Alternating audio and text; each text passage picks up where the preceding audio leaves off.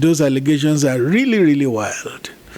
That the federal government is the one prolonging the insurgency by collaborating with Boko Haram, very irrational.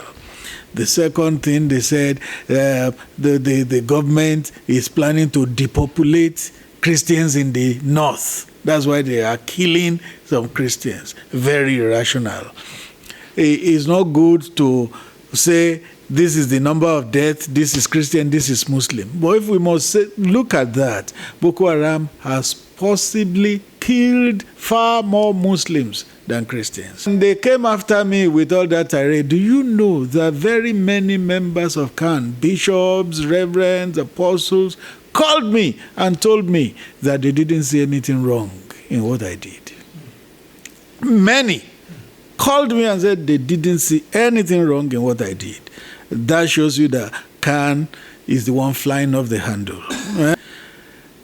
Christianity is not a religion of animosity. It's not a religion of hatred. What C.A.N displayed was animosity, it was hatred, it was a bad heart. And the Bible we read and the Christ we serve and follow, we don't see that in him at all. And you know, they talk about water off the duck's back. When you pour water on the duck, it just flows off. That's it. That's my attitude. Anything anybody says, anything anybody writes is like water off the duck's back. Because I know most of them are.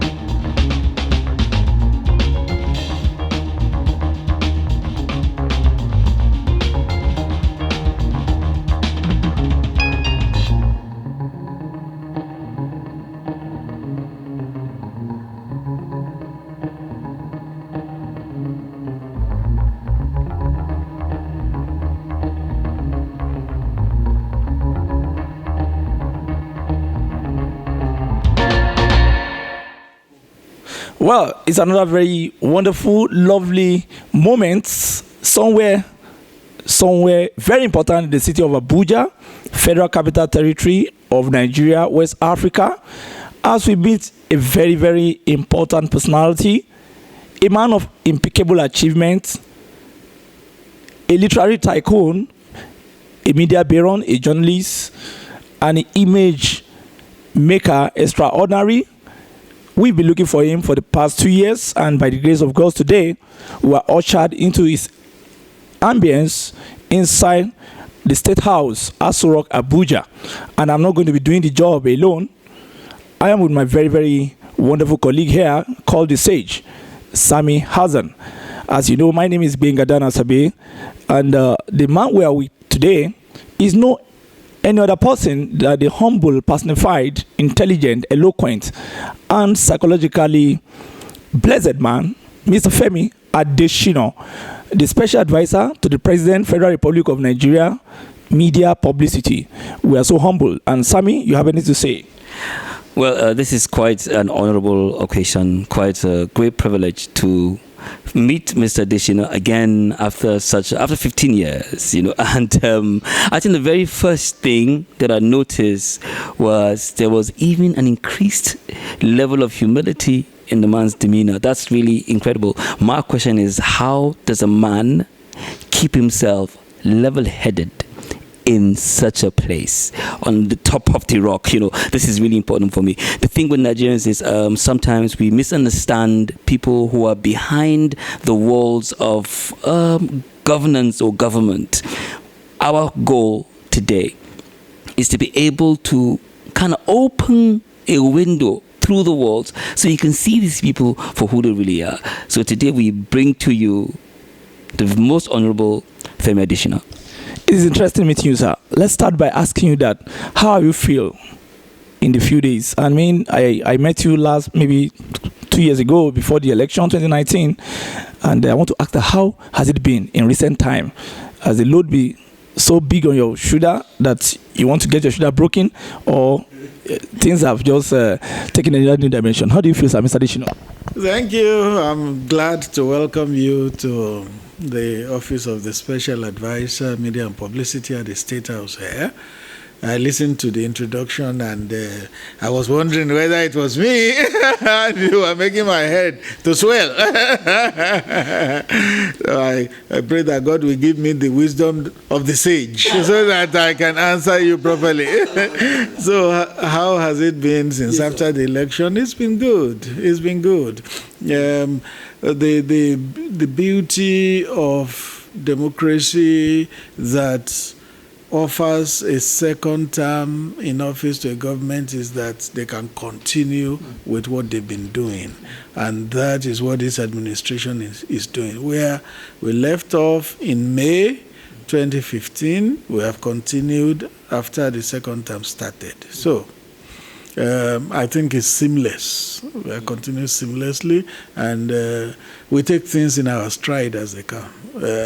There are high points, low points, but we stay focused, and the work continues. So, talking about high points, low points, Mr. President has been seen largely by a lot of Nigerians, especially post-2015 election, as a people-oriented person, somebody who came to fight for the masses and all that. But looking at the second coming of the Mr. President now, there are a lot of critics that have put out all sort of opinion outside, especially in the media space, that maybe Mr. President is far away from the ordinary people now. And if you follow the trend, you see that in recent time, you have been almost like a pad, a tossing pad. People have said a lot of very negative thing about your person, about your office, that you are handling a product that you don't understand and all that. But in the recent, do you think Mr. President has departed from what Nigerians see him to be pre-2015, or he still remain the same President Muhammadu Buhari, the people's general? You know, this is a man I see almost every day. So I know that he remains the same. He has not changed. And let him just make a public appearance, even now, despite all the negative criticisms that you hear, particularly from the social media and all that. Let the president just make a public appearance and see the way people will respond to him, will vibrate to him. You know that he remains the same man, and his people remain his people. That was proven in 2019 election, when even the gap was almost more than the 2015 election. If you had depended only on social media before the election, you would think that the president would not win.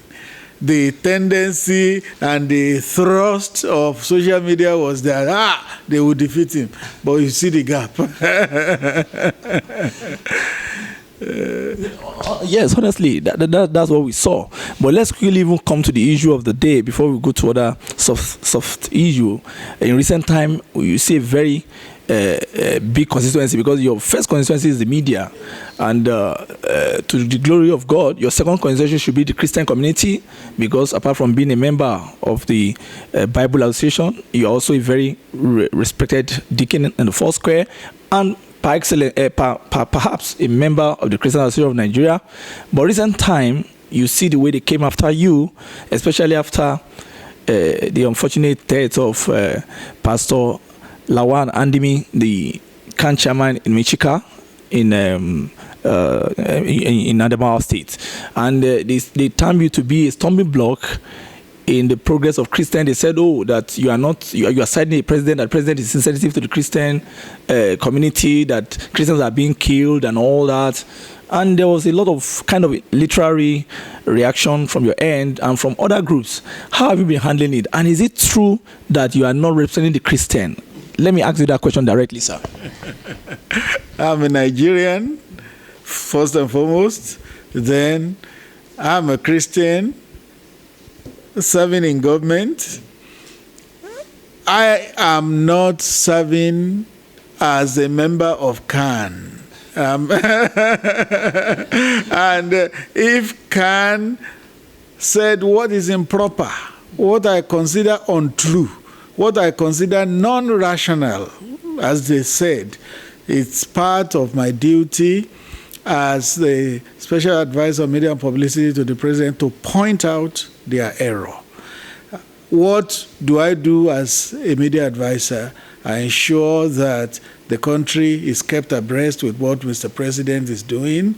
I work on his image to make sure that he's not misconstrued in any way, and I defend him when it is necessary to do so. When C.A.N therefore came out to make wild allegations, those allegations are really, really wild, that the federal government is the one prolonging the insurgency by collaborating with Boko Haram, very irrational. The second thing they said, the government is planning to depopulate Christians in the north. That's why they are killing some Christians. Very irrational. It's not good to say this is the number of deaths, this is Christian, this is Muslim. But if we must look at that, Boko Haram has possibly killed far more Muslims than Christians. So it doesn't make sense for anybody to make the kind of allegations that C.A.N made. And if they made it, it's part of my duty and responsibility to point out to them that they made mistake. And when they came after me with all that tirade, do you know that very many members of C.A.N, bishops, reverends, apostles, called me and told me that they didn't see anything wrong in what I did. Many called me and said they didn't see anything wrong in what I did. That shows you that C.A.N is the one flying off the handle. Well, you said flying off the handle. And some of the allegations are that the security apparatus of the government is majorly dominated by Muslim northerners, and that Mr. President is not eligible, that he has not been reactionary enough to change the security apparatus and even the security officers of the nation, that it's high time that the killing is going towards the Christian mosque. So when I asked it, I said, let's ask, how did you feel? And are they really on the right path? Like you said the fly out of the handle. Of course, some of us knew how Boko Haram killed some northerners, some Muslims in Kano, in Adamawa, in Borno, in some other places. But looking at it arithmetically, do you think C.A.N is really, did they really got what they are saying? No, they didn't get it right. And even their members, like I told you earlier, have called me to say C.A.N was wrong. C.A.N was wrong on this score. And C.A.N, I think, is reacting from a carryover of animosity that they had against Buhari, believing he was anti-Christian. I've worked with President Buhari going to 5 years now. I've not seen the evidence of anti-Christianity in him at all. C.A.N should be humble enough to know and admit that it missed the point. That was what I raised in the piece I did. C.A.N missed the point. They mixed up too many things. They didn't get their facts right. But instead of being humble enough to admit and do an introspection and look at the facts once again, they flew into a tirade. For me, I stand by everything I have said, everything I have written. Christianity is not a religion of animosity. It's not a religion of hatred. What C.A.N displayed was animosity, it was hatred, it was a bad heart. And the Bible we read and the Christ we serve and follow, we don't see that in him at all. And we must all learn from the life of Christ. I want to take you back to some of the allegations, because when we were asking the question, some analysts said, that even General Abayo Milon-Shakin, the Chief of Defense Staff, is a Christian, and that Chief Ibok Ekwesibas, the Chief of Naval Staff, is a Christian. Are you really, was this open to C.A.N that the security formation of President Buhari was not totally a Muslim or northern-based security apparatus? Did you let them know this? Yes, it was in my write-up. Because they say everybody in the security architecture was Muslim and was northerner. And I pointed it out. The CDS is even a pastor. Is a pastor? A pastor with... Can't believe it. Is a pastor with... The CDS, I can't believe this, sir. The CDS is a pastor of the Redeemed Christian Church of God. Eko Ibas, who is the Chief of Naval Staff, is also a Christian. And C.A.N came out to say everybody was Muslim, everybody was northern. And then I pointed that out to them. But instead of admitting their error, hubris, pride, was what they displayed. That is not proper.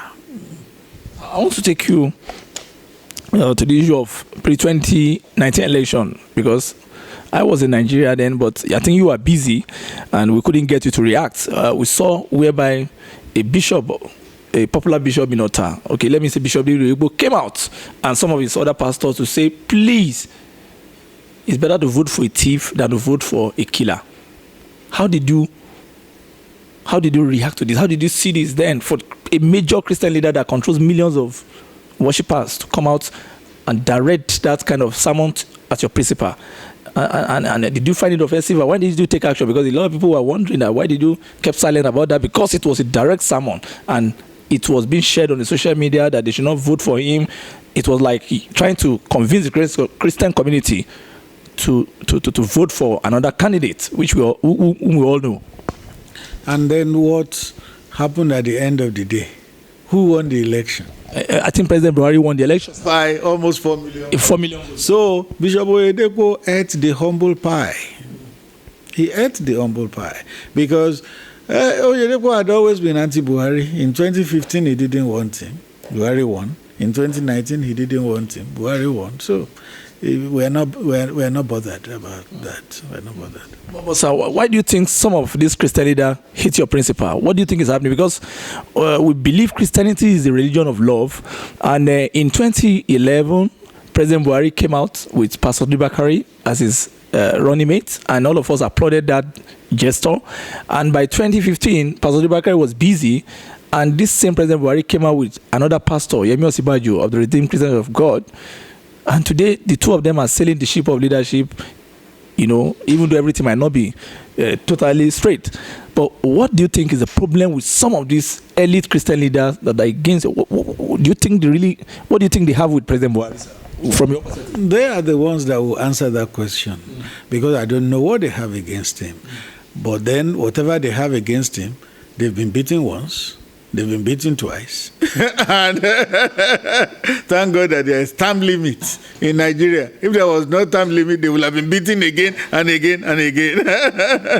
So, but if you have your time with them, what are you going to tell them to do? How do you think you are going to sell? If you sit with Bishop Oyedepo and some of these allied pastors, we're not talking about the mainstream Christians, some of these Pentecostal elite pastors and their allies. If you sit them one-on-one on the table, what are you going to tell them about your principle, and what do they need to understand about President Muhammadu Buhari? If I have the opportunity to sit with them one-to-one, I won't even talk politics. Because if they stay within their calling as preachers and shepherds, they are doing very well. It is when they go outside their calling that they miss the mark, that they hit the crossbar.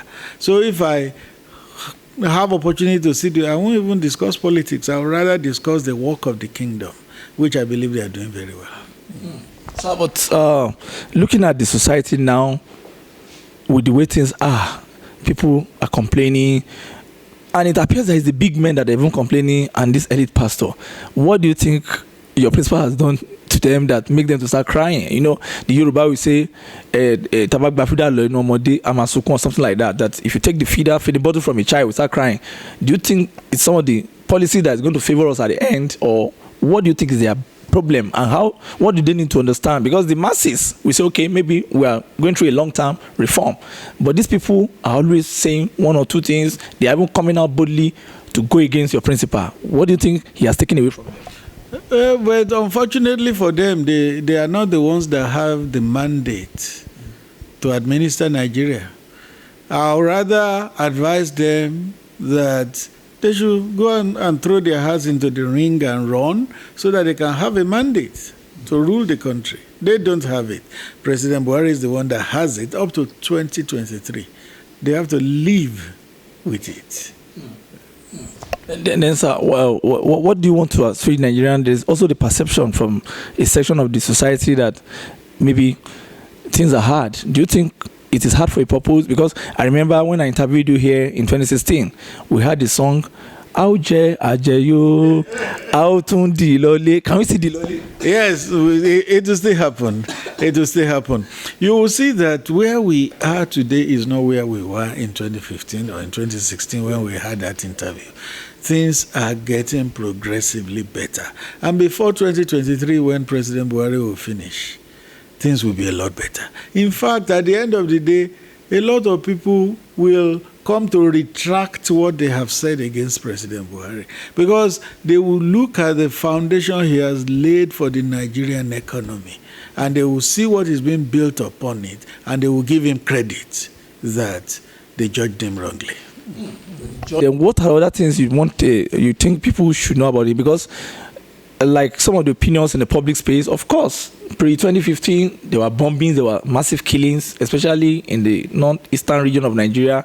And it was also coming to Abuja. Because I remember in those days when I come to Abuja, I cannot attend the church without having an armor tank in front of most of the church. There were armor tanks stationed at strategic places before you go into worship center, and when you are leaving, there was always tents. But right now, I've been coming to Abuja in the last 2 years now, and there's peace and all that, except for some pocket of violences on Kaduna, Abuja Road, and some other things.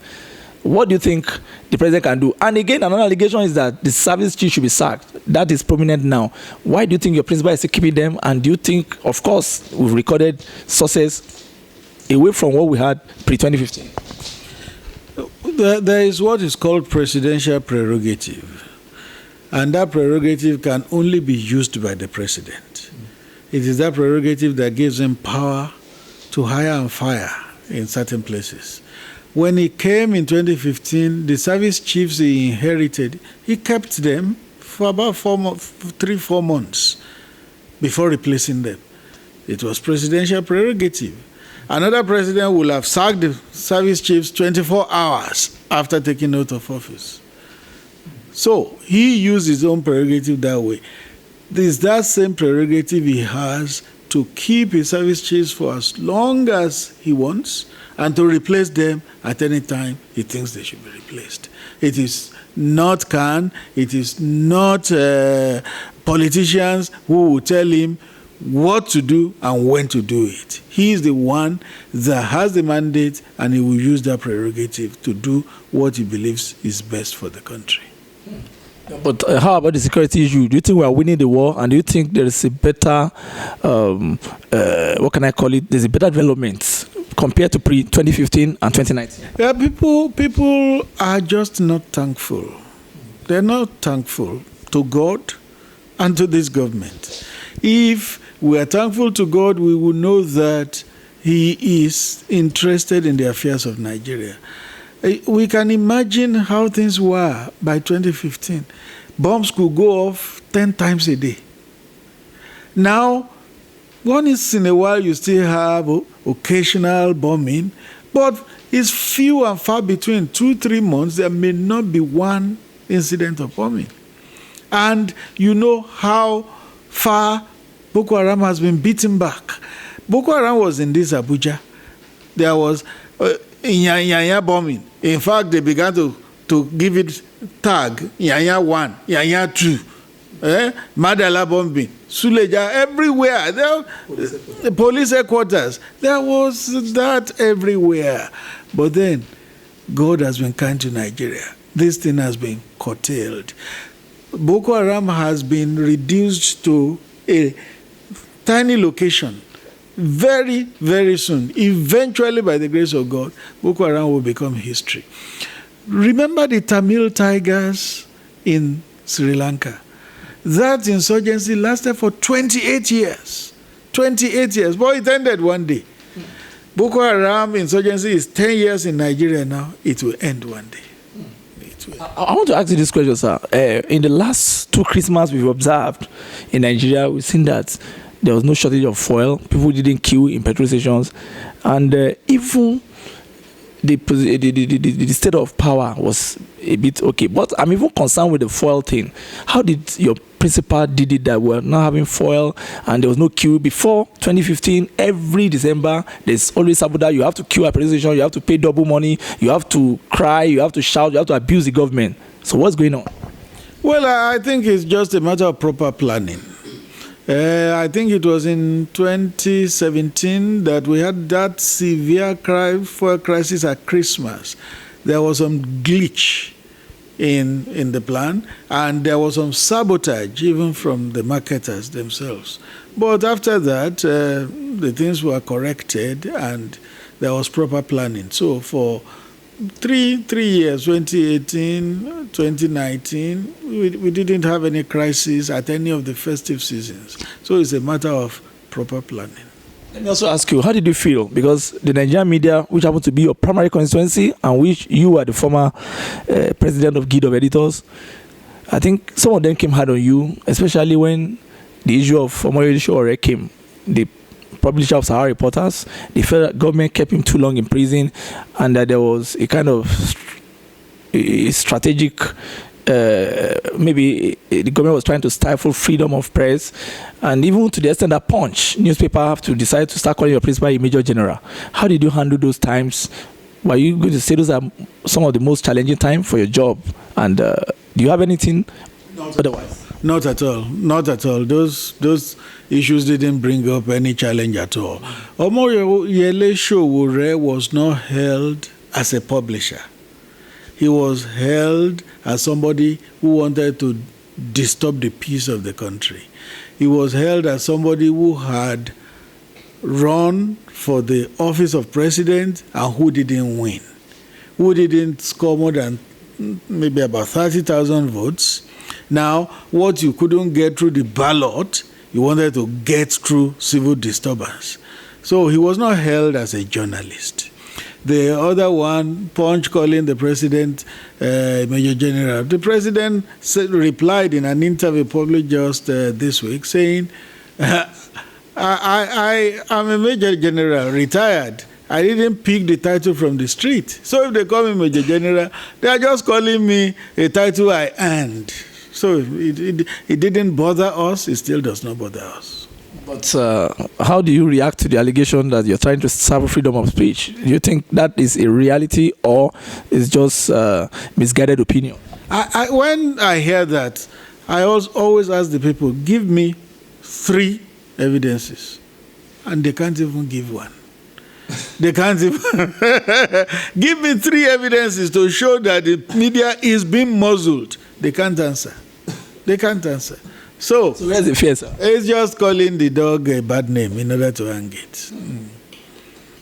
Now, critically looking at it, what's the worst news you have ever heard about yourself?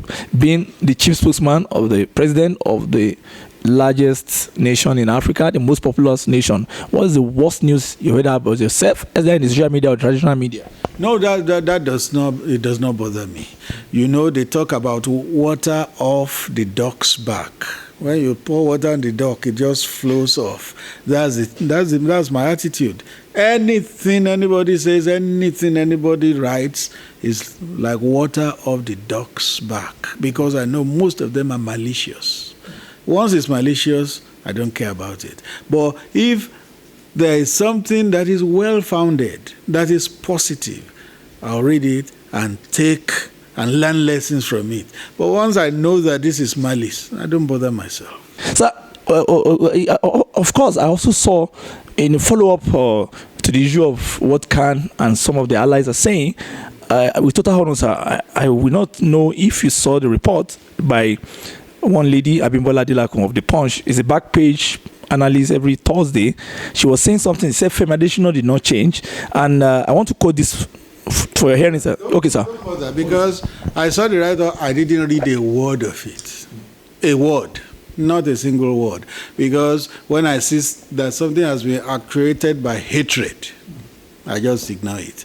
I saw it, I turned to another page, and I proceeded to do some other things. Don't think that's an intellectual insult, sir? Yeah, well, you know, there's a picture of the president I love where he is picking his teeth. When I see things like that, I just take a toothpick and I begin to pick my teeth. It's inconsequential as far as I'm concerned. But if somebody has done a fair analysis, a fair critic. How you saw Philip Agbese?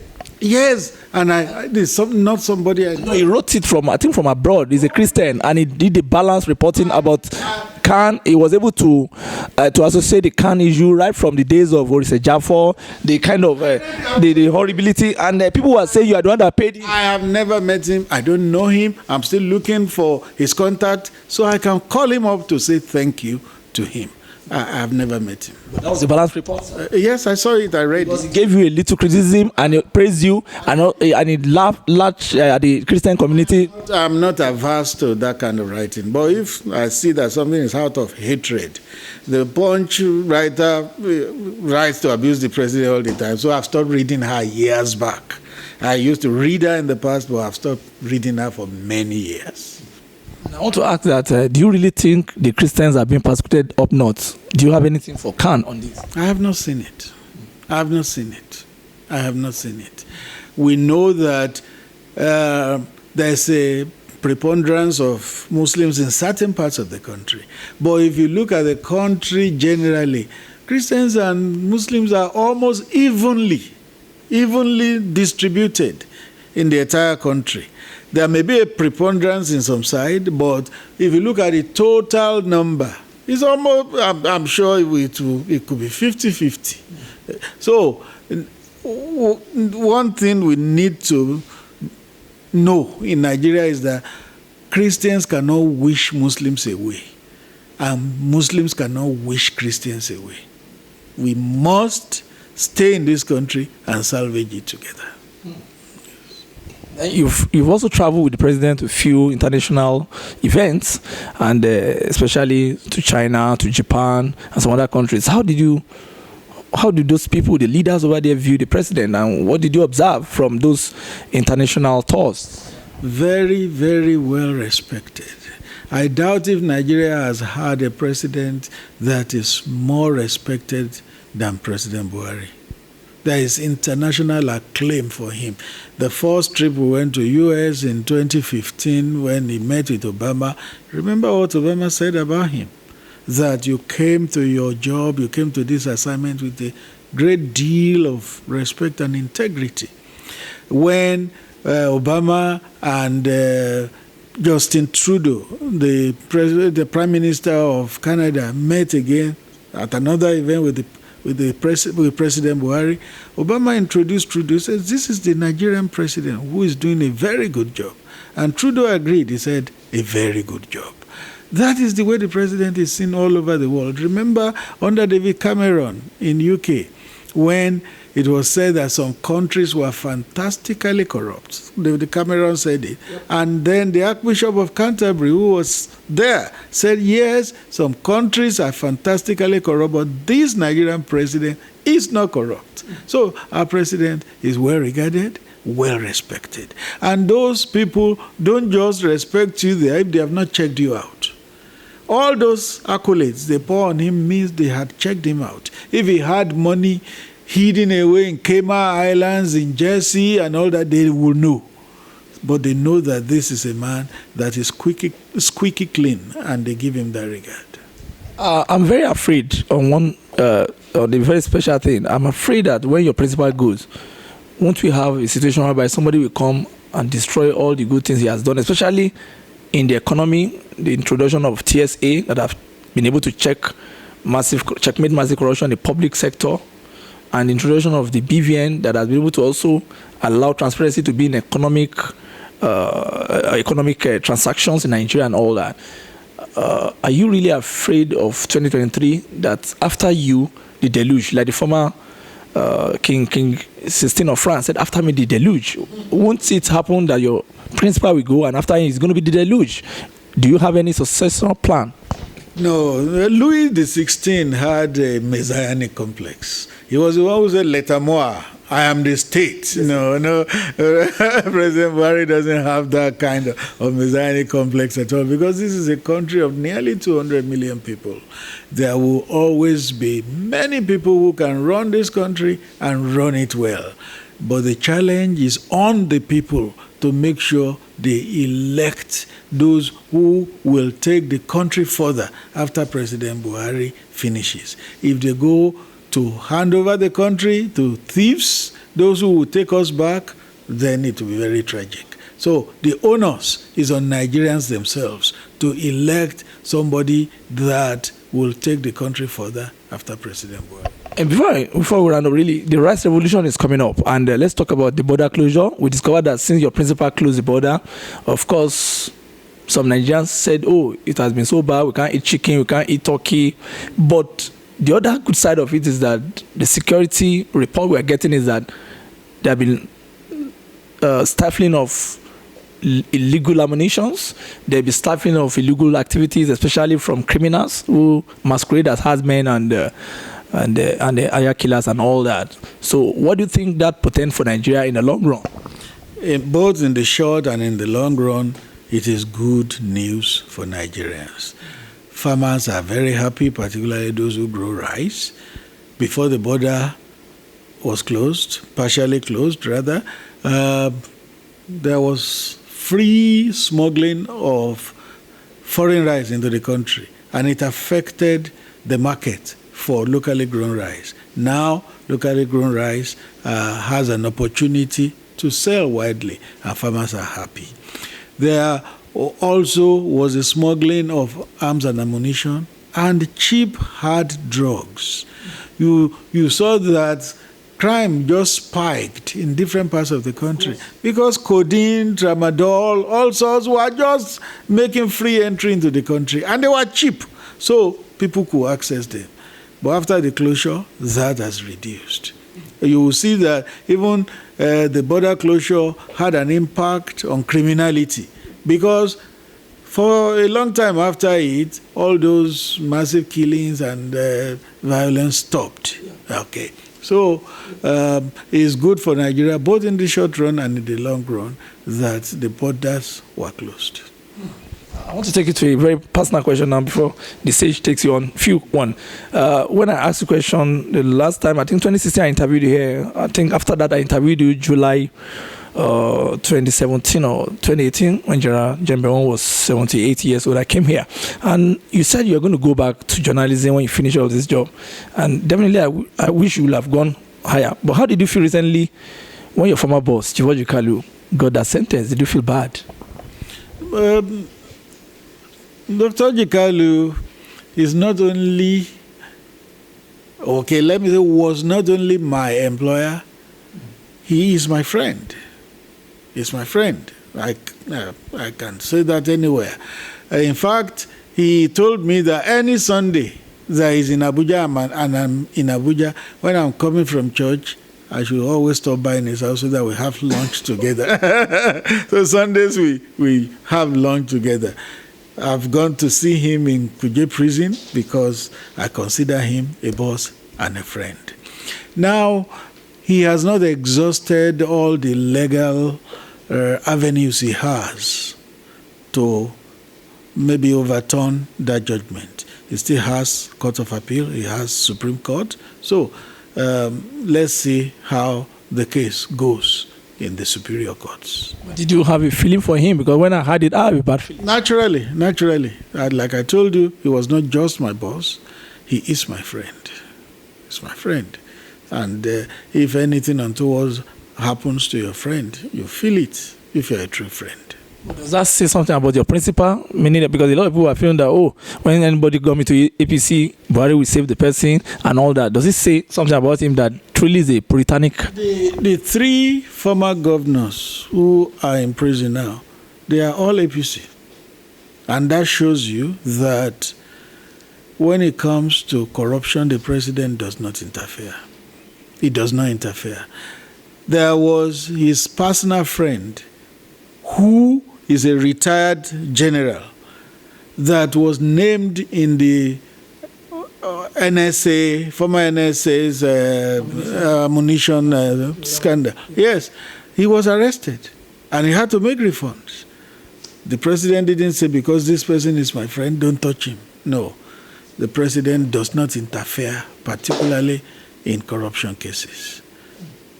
Anybody that says when you come to APC, your sins are forgiven, does not know the truth.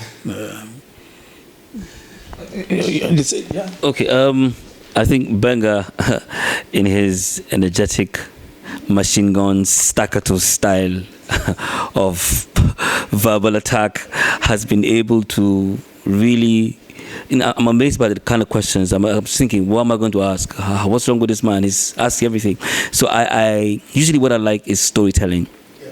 So I like to just face a more personal angle. I'm not a very political person, so I like the personal thing, stuff that will inspire people, and stuff that will, show the softer angle of yourselves. This is what I've been thinking, that perhaps the movie, the television screen and the pages of newspapers have not sufficiently revealed, have not shown the people your personality and the personality of this government from your angle, from your side. They're looking at you through a mirror, through a glass, and it's not really clear. So what I just really want you to do is just tell us a small story about what was it like transiting from media to government. I'm sure there's going to be some difference. And then how are you able to handle the fact that media is in its twilight? It's like, it's not dawn. It's actually like, going to bed right now. And there's new media. How are you able to marry who you are right now, where you are, where things are right now, and how are you able to make sure that your communication is no longer opaque, is actually really clear, pure, and almost direct? Yes, I spent over 33 years in the media before I came to serve in government. And I consider what I'm doing in government also an extension of what I did in the media. Because at the other end, I was into news processing, news gathering as a reporter, news processing as an editor, and then managing a newspaper house as managing director, editor-in-chief. Now in government, what do I do? I'm still involved in news gathering because we must cover whatever the president does and is involved in. Then still involved in news processing because whatever he does must then be written and edited and sent out. So I see myself more as a content provider for the media for Nigerians. The other part of your question now is the challenge of the new media. Yes, it's challenging because in the traditional media, you are trained and there are certain things that are never done. But in new media, no junction, no boundaries. You can do anything and everything and you get away with it. So that is just the difference. I think it's a state of evolution in Nigeria. I believe we will get to a point when it will no longer be that. There are countries we've been to, and we see how they regulate their social media. Oh, yes, they do. They do. You can't just post anything, fake news, evil reports, damage and malign people, and get away with it. I'm sure we'll get to that point. Fantastic. I did ask about what do you think? Because sitting with you, like I said, when I got here and meeting you, is a whole different feel I get from what I get from the from the press, you know. And we tend to believe what we see from the press. What do you think from your end can be done? What can you do to, kind of create a more easier acceptance, a purer communication? How can you yourself now say what you're saying, write what you're writing in a way that they can see your mind, they can see it from your perspective? I think it's not the information, it's the communication now that's something not going right. Do you guys think that you need to give orientation to the press? No, I think it is the consumers of materials from the press that should be more discerning. Now, whatever is dished out, people just lap it up. You then need to be more discerning. Yeah, because if you consume everything, you will just find that you have swallowed a lot of junk. And at the end of the day, you don't know what is true and what is... for instance, I grant an interview like I did just last Sunday, and I said, we need to be thankful to God that bombings have reduced. They are now few and far between. That as of 2015, we could have up to 10 bombings a day. Somebody just went on social media and said beheading is better than bombing. Femi Adesina. And people lapped it up and they began to wail and shout. They didn't even bother to check whether it's what I said. So the challenge is for the consumers of these things to be more discerning.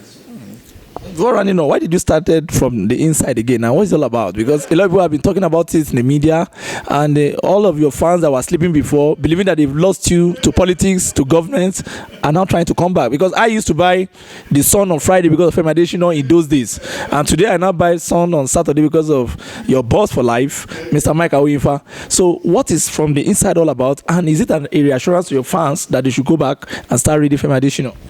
Yes, from the inside.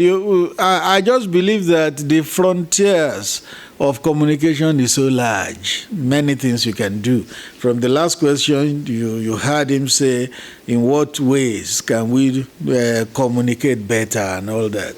Yes, I just felt that I could use the avenue of a weekly column more, which I can't do in a regular publication because it will stigmatize that publication. People will say, this is a government sympathizer. In fact, my former boss an employer, Orji Kalu, a couple of years back, after I got into government, called me and said, why don't you continue your column? That I'll give you space. I was the one who told him, no, don't let me do that column in the Sun because it will stigmatize the paper. They will say, it's a government sympathizer. Let the paper maintain its independence and neutrality. That's why I'm not doing a regular column in a newspaper, but the online is available for us to do something like that. That's why I started it. The second installment came out just today, and you see that it's like it's setting online on fire. Inherit the haters. That thing was posted at about a few minutes past 11 last night. I then went to bed. When I woke up and I saw that thousands of reactions had come. Thousands. It had crossed many thousands. So it shows that any opportunity that you can utilize to communicate, use it.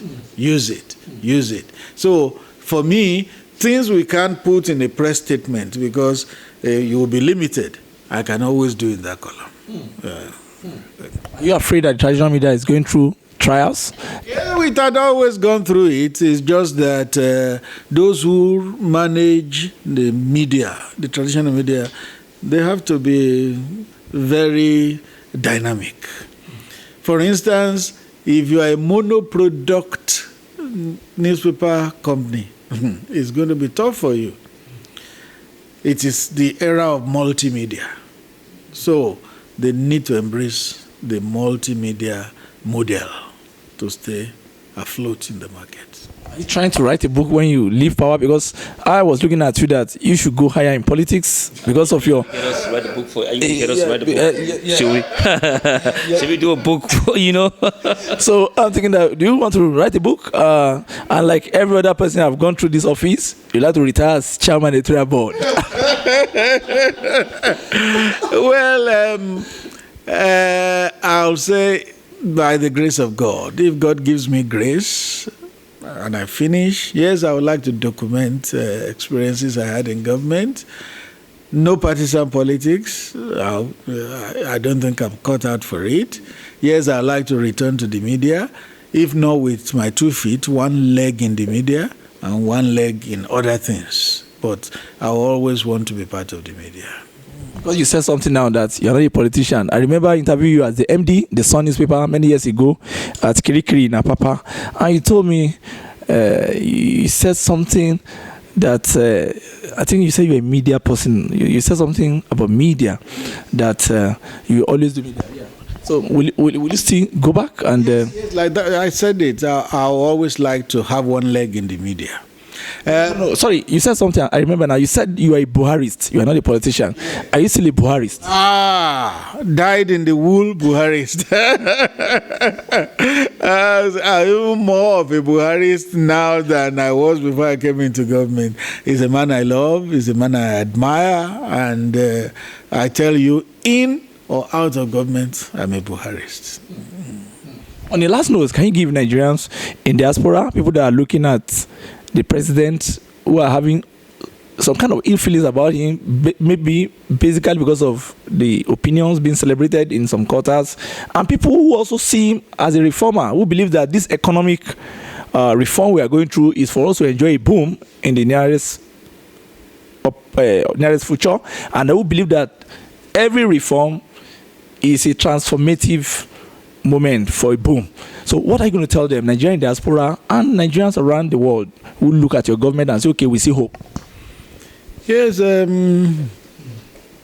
people in diaspora appreciate the president a lot.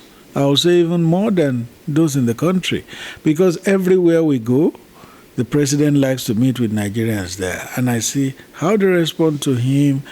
I hear the things they say. They appreciate what is happening in Nigeria. They appreciate what the president is doing. A good number of them want to come home, but they can't come because the enabling environment is not yet created. And they know that President Buhari is taking the country to that kind of enabling environment. So they appreciate him. They appreciate him a lot. And what I would just like to say is that for those people, by the grace of God, the kind of environment they are looking forward to in Nigeria will come. It will not come by a sudden flight. It will not come just by a wave of the hand, but it will happen. Thank you so much, sir. And we want to appreciate you for your time. It has not been easy getting you down to talk. We've tried severally, and it's either you are out of the country with Mr. President or you are busy. Anyway, it has been a good time. I think the Sage, you have something to say. It's been really incredible, and my greatest hope for this interview is that the viewers, the people who are going to watch this online, will be able to see the same thing we're seeing. That's really my hope. I think that's just been the major problem. Let them see. So guys, when you watch these things, it's important for you to be discerning. Watch the right stuff. Listen to what they're saying. Watch over and over, and be careful any other information you're hearing. Don't dismiss everything else, but be able to, like you said, discern what is right, what is true. Let's build this country. Thank you so much. Until another time, we meet the special advisor to President Muhammadu Buhari, media or publicity. Continue to watch Asabe Africa. Goodbye. The discourse continues.